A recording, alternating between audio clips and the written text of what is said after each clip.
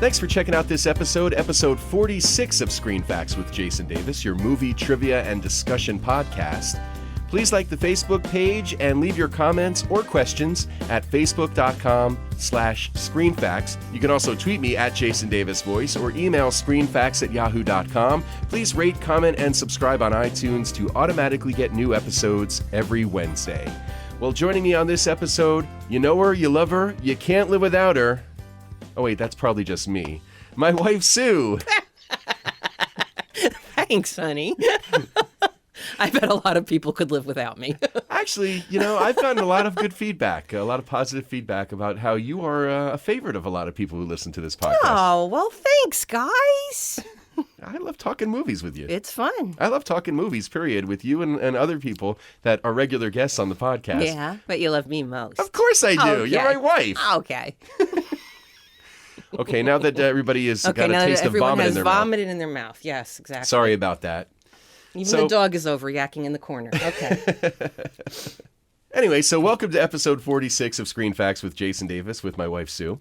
And we are going to talk about a movie today that we discovered in the movie theater originally on a date night. Released October 15th, 2010. And this movie was a surprise, fun trip when we went to see it. The previews had looked really good when we saw it, and sure enough, it was a big hit, and it was a lot of fun. The movie that we're going to talk about is the movie Red, which stands for Retired and Extremely Dangerous, That's if you're right. keeping score. And if you've never seen the movie, I urge you to stop listening because we are going to reveal some plot points that will ruin the movie for you. Directed by Robert Schwenke. Sorry, I keep thinking of Schwenke balls. That's Like Schwetty. Schwetty balls. Oh, sorry. Screenplay written by John and Eric Hober from the graphic novel by Warren Ellis and Cully Hamner. And I have to stop you right there. Yeah. Because I don't know why. We saw this in the movies. We got the DVD when it came out. We've watched it a few times. We watched it on TV. We hadn't watched it for a little while. We put it in last night, and I turned to you and said, "This is based on a graphic novel?" Yeah, because DC Comics came up. I had no clue. Yeah. So I didn't either originally, but I'm not a comic book guy I'm not or a graphic either. novel guy. And it's funny because my first thought was, but I don't even like comic book stuff. But then again, graphic novels are different from comic books. And we do love Walking Dead, which is based on a graphic novel also. Right. And this also isn't a superhero movie. Right. You're not a fan of superheroes so much. No. But this is like real people, so... But it kind of made me watch it a little differently last night because I noticed that like some of the shots and stuff, the setup of it, there was one, I want to say it's like when they were looking at him through a vault. The way it was framed, I actually thought to myself, oh, I wonder how that looked in the graphic novel if like they captured that. Because I know sometimes when you're working from a graphic novel, you'll try to recreate specific pictures. And I was wondering if they were trying to do that here and there. And I noticed I actually watched it a little differently. Yeah, I know they do some of that on The Walking Dead. Yeah. And now I'm thinking, I want to get my hands on this graphic novel and I want to take a look at it. Yeah, it's probably really cool. Because the story, the story of Red, and I don't know how much of the screenplay is based on the book. Yeah.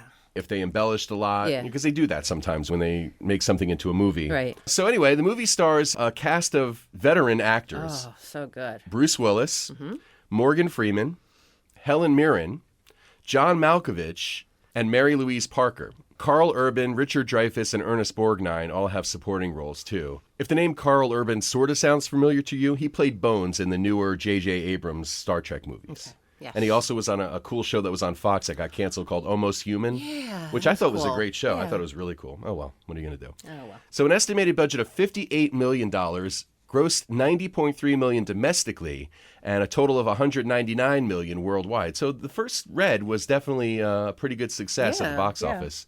They did make a sequel. I got to say, not as big of a fan of that one. I was can't disappointed. even remember it, honey. It's very forgettable. I don't remember the plot, and I feel like everything that was great and fun about Red was missing from the sequel. Yeah. I don't know what happened there, but... I think part of it might be the fact that they are older actors in such kick-ass roles. Yeah. It's a little novel at that point. But then you see them do it again, you go, okay, there they are doing it again. It just fell flat for me. I can't explain it. Yeah, it was kind of orange red. It was like orange. Pale red. Instead of retired and extremely dangerous, it was retired not as dangerous. Yeah. But the interesting thing is at the time of filming, the four main leads all had a combined age of 257 years old. Oh, nice. 350 if you add in Ernest Borgnine. Aww. Yeah, who's no longer with us, God rest his soul. He was great. I loved him. Yeah, this cast was great. Great chemistry. It just was so fun, this movie. Yeah. I have to admit, the first time I saw Ernest Borgnine in this, Mm-hmm. I was like, oh, great, I love him. Wow, look at those eyebrows. Oh, yeah. Yeah, his eyebrows were extremely dangerous. Grandpa's eyebrows. Yeah. All over the place. Big time, big time. But that's, I think that adds to the character a Yeah, little bit, yeah, too. yeah. If he had perfectly groomed eyebrows, he would almost look weird, That's true. I mean, he does like work underground in this Yeah. unknown vault. Yeah, he you know? works by himself in this vault, exactly. So he's probably not concerned about grooming his eyebrows. Yeah. Plus, he's like in his 90s. So. Well, yeah, that too. He's happy he has eyebrows. Yeah, but Ernest Borgnine has always had a face, a certain Yeah. face about him that, he just has a very unique look. Yeah. So, Yeah, and he's just so believable no matter what he does. he's great. Yeah. Great. John Malkovich is one of the big appealing things in this movie, I think. He plays Marvin, who's kind of this paranoid guy that was experimented on with LSD and stuff. Yeah, for 11 years, he looks good. Yeah. So it turned out that he read the first 40 pages of the script. He liked it. And then he asked his agent how come he was up for the role of Frank, which is Bruce Willis's part. Oh, my gosh. And the agent said that he was reading the wrong lines the entire time. Whoops. He wasn't the first choice to play Marvin, which I found interesting when I read this. Yeah. John C. Reilly was originally cast but dropped out. Okay, I could see him doing that part too. I think he would have been good too. Yeah. He's a great actor. Yeah. Great, he's done a lot of character stuff. Yeah.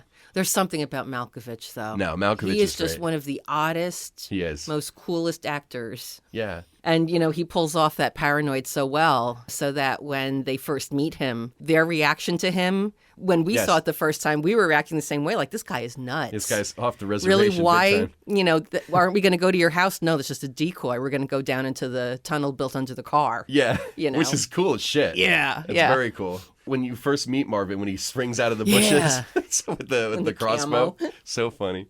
Would you like to get that knife out of my balls? Yeah, exactly. Yeah, there's some really cool visual stuff in this movie too. In the beginning of the movie, when we're first kind of seeing Bruce Willis and we're not really sure what he's all about, he lives by himself in this nice little suburban house. He lives on a street. And every other house on the block has Christmas decorations, except for his. Yeah. And he's looking around. And so he puts a couple of little things on the Yeah. lawn just so I guess he fits in a little bit more. I noticed that, first of all, not only does he get up at 6 o'clock every day, apparently, he gets up at 6 o'clock without an alarm. The Yeah. clock just ticked to 6 and he woke up, sat up. Then at 7 o'clock, you can see him sitting at the table and you see the clock there too. So, I had even said I like that because you can see he's on a schedule. Oh, yeah, he's got a whole breakfast routine. at 7, lunch at 12, His backstory is that he was this black ops guy, Yeah. a killer, like a really disciplined, awesome, amazing force, Yeah. right? So you know that he probably has some sort of a military training Yeah, and he's he's got used that to being very regimented. Regimented, yeah. A team is sent to take him out. Bruce Willis and some of the people that he worked with over the years before he retired are being targeted. So, in a nutshell, Bruce Willis and his colleagues in the movie are all special agents that were involved in a mission that involved flying a soldier out of Guatemala in the dead of night secretly. Right. We learn later on that this guy goes on to become vice president. And he's going to make a run for the presidency, but he's got to destroy his past because this guy, when he was being flown out of there secretly, he committed some atrocities. Yeah. He killed a whole village of people for no reason, and so they tried to cover it all up. And now he's got to get rid of all the people that are aware of this. Right. So he has a bad guy that's going to hire a bunch of people to kill these agents. Yeah. This team of mercenaries goes to Bruce Willis's house in the beginning to kill him, and it's like a team of 6 or 7 guys that are obviously no slouches themselves, and he just takes them out systematically. Yeah. It's amazing. Like chop to the throat. You know, He grabs the needle from one of them and injects him instead. Yeah, exactly. He doesn't look like Superman. He's not the big muscular no. dude like Yeah. Schwarzenegger. But for whatever reason, he's so good at playing the guy that can just kick ass. He's great. And then he goes and he visits Morgan Freeman in that nursing home. Right. And Morgan Freeman, you're learning, is not, an innocent, sweet old man either after he gets the nurse to bend over in front of him and stuff to fix the TV. Right. But then he says to Morgan Freeman, I got a visit from a wet team. And Morgan Freeman goes, did you ID them? He hands him this envelope, this big, manila envelope, and it's got, their fingers in their it. fingertips. Yeah. Like they're not from the knuckle down. That's when you realize, they're not messing around. I love what Morgan Freeman says to him. He goes, this used to be a gentleman's game. Right.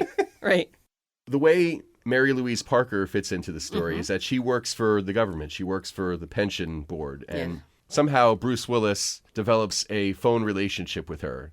And he keeps tearing up his pension checks so he can talk to her, so he can call her and say talk it to her. didn't come. The check didn't come. Right. Yeah. They develop a friendship. They Yeah. start comparing notes on romance novels, and it's kind of funny, actually. And I think it's so funny because they're really absolute opposites. Right. She's got, these postcards and pictures of all over the world in her Where she cubicle wants to where go. she wants to go. Right. And he's been there already. Right. And she's like, I'm thinking I'll go to Chile. He's like, oh, I've been to Chile. What was it like? Mountains. It was night. Right. That's all you have. It was night. She is reading these novels, and then he'll ask her, what's the name of the novel, write it down, and then read the novel too, so he'll have something to talk to her about. Right. But she lives vicariously through these novels. Right. And he's done it all. Right. And he's got this whole regimented experience in his home, and you see his home has nothing. There's no decorations, just furniture. Mm-hmm. It's very stark. A man of very simple means and simple life. Yeah. And you can imagine, and at 7:15 he finished his oatmeal and now he does his dishes. And then when you see her arrive home in her apartment after the date, her place is a mess. Right. She takes off her coat and just drops it on the floor. Right. It's funny. Yeah. So that way when she discovers him there and then she even says to him, did you vacuum? He's like, yeah, I tidied up. Yeah, it was a little messy. You realize how opposite they are. It's so cool. He sort of kidnaps her for her own good because she's now being targeted too by these mercenaries. Right, because they've found out about her. Right. Well, because they've been listening to the phone calls. They know he likes her, so now, they want to take her out too. Yeah. They end up in New Orleans. Yeah. And there's this a cool scene in the movie. The agent that Carl Urban plays, Cooper, slams into him with his vehicle. Yeah. And the car spins around a bunch of times. And it's jarring when you're watching the movie.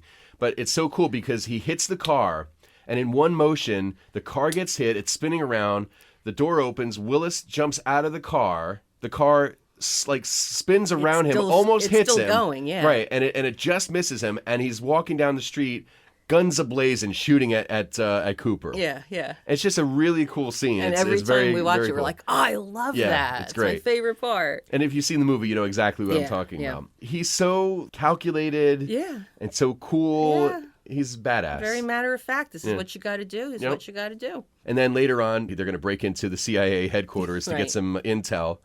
And in the midst of all that, he has this great fight scene with Carl Urban's character, with Cooper. Yeah, in his office, right? Yeah, so it's like the young guy and the old guy fighting it out. Oh, and the music comes on. I'm back in the saddle again. Yeah, Aerosmith's Back in the Saddle. Great use of Back in the Saddle. Yeah, so good. Cooper sees him, and his first reaction is to throw his coffee mug at him. Yeah. They start beating the shit out of each other. They're throwing each other. He Drop throws a file cabinet on each other. Yeah, he throws Cooper into the flat screen TV, and they're beating the crap out of each other. And he goes, "You were trained by Sikorsky or something like that." Yeah, yeah. He goes, "Yeah." While he has him in like an arm bar. Yeah. He goes, "I trained Sikorsky," and then he pops his shoulder out of the socket, dislocates his shoulder. Yep. And it's an amazing fight scene. Yeah. But then as Moses is running out of the office, Cooper shoots him, and then he comes back for her. She's like in a cafeteria waiting And for him. she's got the magazine upside down. Yeah, she's just kind of trying to look inconspicuous, right? And then he comes in, and you can see he's gotten his ass kicked a little bit, right, and he's bleeding. And she's like, "Oh my God!" And he's like, "We should go." Oh man, so cool. So they got to figure out a way to get the bullet out of Moses. Right. So they go to visit the Eagle's Nest. Yes. Which is Helen Mirren. Helen Mirren, yeah, Victoria, who is sexy and badass and just amazing. She's so cool. Yeah, very cool, very cool. They had considered Meryl Streep for that role too. Okay. Because Meryl Streep can do anything. Right. So sure, why That not? would have been a very big departure from most of what Meryl Streep has done, that's though. I don't true. think she's ever played like an action hero. Yeah, I don't think so. It would have been very cool, actually, to see her. yeah. But Helen Mirren is amazing. yeah, she rocked it. Yeah, and she had to learn one of the things when you're not used to doing action stuff, especially when there's gunplay in a movie, you have to learn how to fire a gun without reacting to the gunfire. And a big thing for some actors, in this case Helen Mirren, is you blink a lot when because I guess anticipating. Oh, okay, yeah. Yeah, I mean, She it's had to loud. learn- It got the kickback. Yeah, it's jarring. And she had to learn to fire a gun without blinking.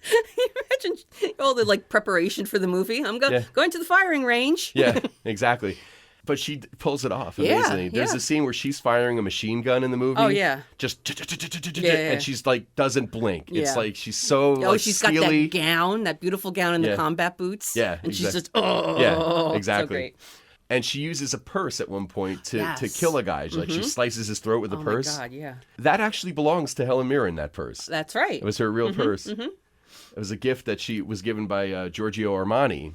And the dress that she wears in the movie, she liked the dress so much and the purse matched it so well that she asked if she could use it Yeah, in the movie. And the producer was like, yeah, sure, why not? why not? Yeah, save us, having to go find a prop for you. Yeah, exactly.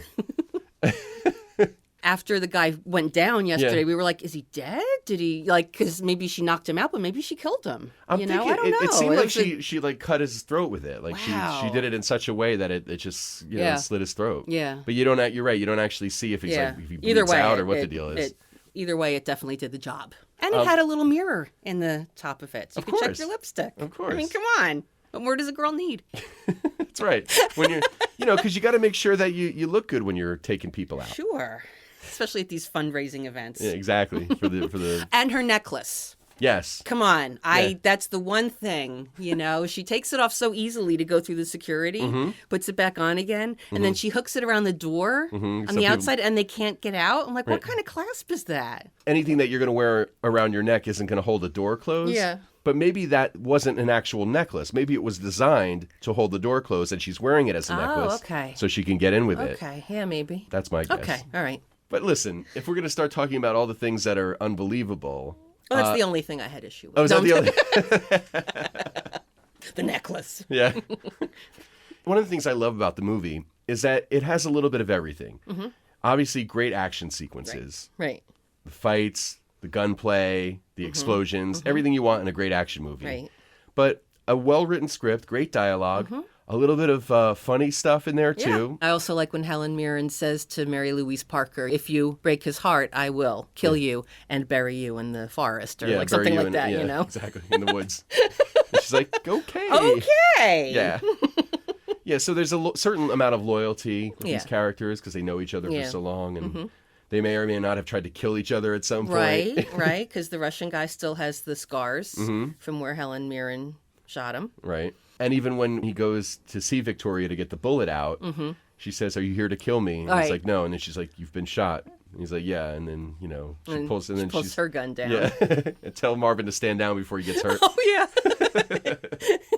He's in the decoy thing outside. Yeah. So, yeah, there's just a lot of really cool interaction between the characters in this movie, not to mention a great story. And I like the whole thing of the young hotshot agent played by Carl Urban as Cooper, Yeah. kind of trying to make a name for himself. He's real ambitious. And then it's like this young hotshot against these old pros that, Yeah. that have been around the world more than once, you know? And in the beginning, he doesn't even really know what he's up against. Exactly. I mean, you can see what he's doing. Right. When he's planting evidence, Right. he's talking to his wife on the phone, going, "Okay, 2% milk. I'll pick it up on the way home." Right as before he has hangs the guy.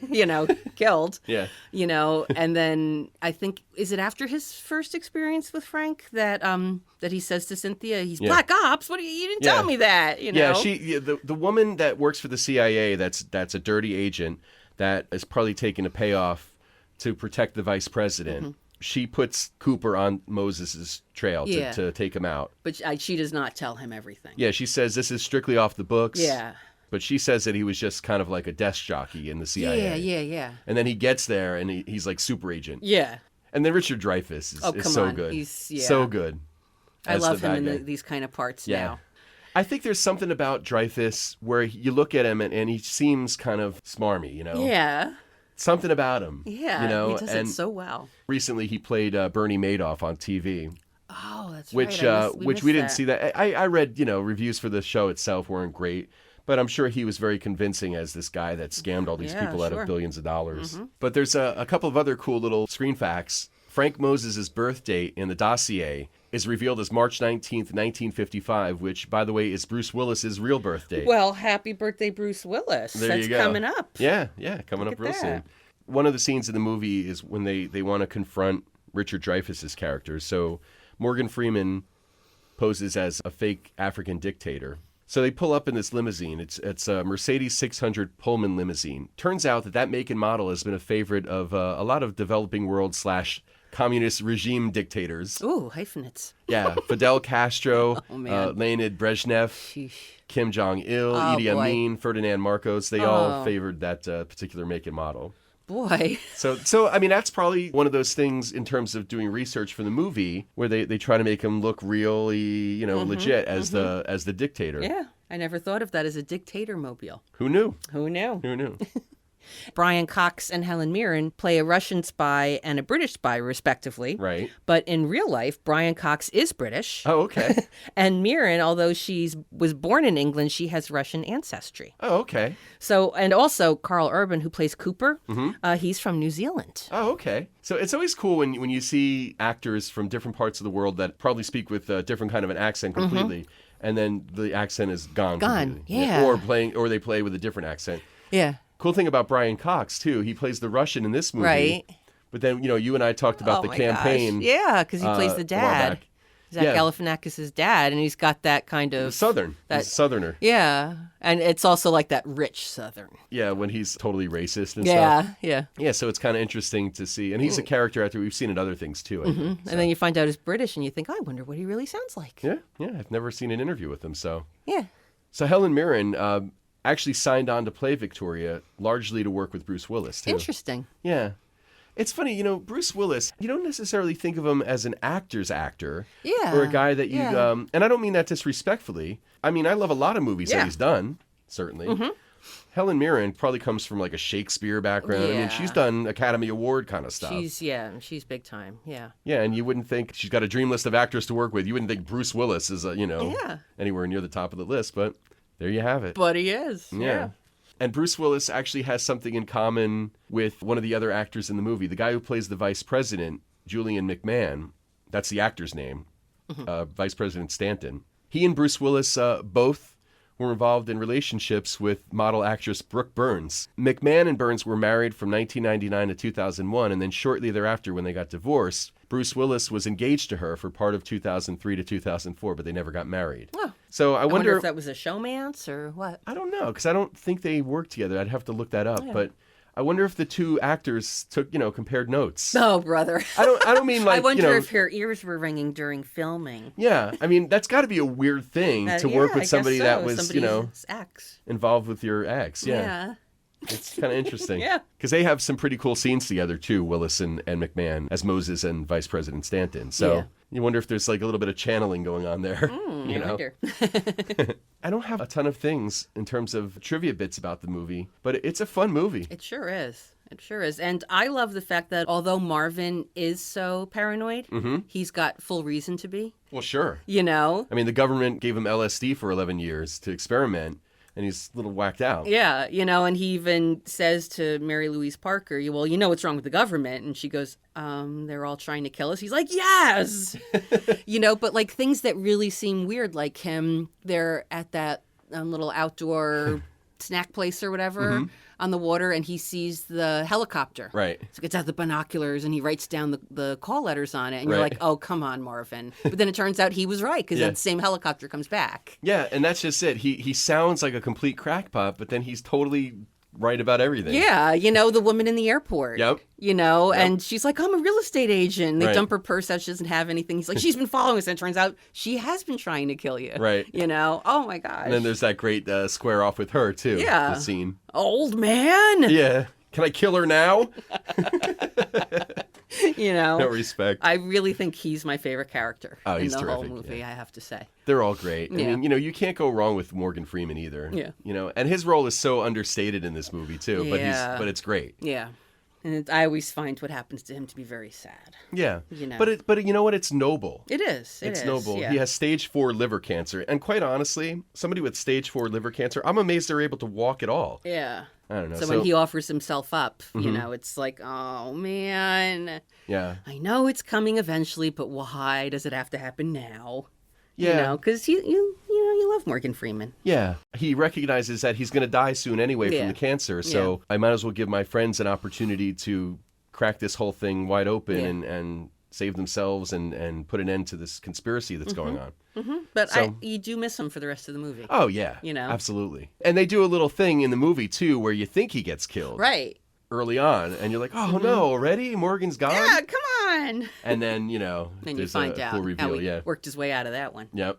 Oh, the other thing that I like too is Mary Louise Parker's character starts out as this kind of green, uninitiated kind of woman. Yeah. Whose life is a mess. She's dating all these losers, blah, blah, blah. She has a She job wants she hates. adventure, but she has none. Right. And she hates her job, this, that, and the other in her thing. cubicle.